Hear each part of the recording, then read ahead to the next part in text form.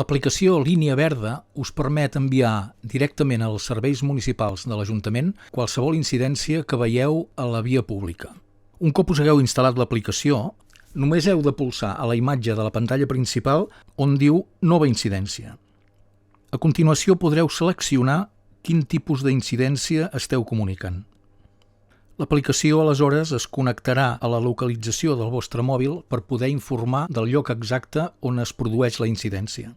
També és molt recomanable que feu una fotografia de la incidència que esteu comunicant. Això ho podeu fer des de la mateixa aplicació.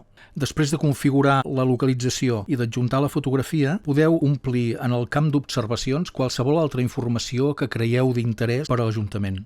A més de poder comunicar incidències a la via pública, l'aplicació Línia Oberta també us permet subscriure-us per poder rebre informacions d'interès per part de l'Ajuntament.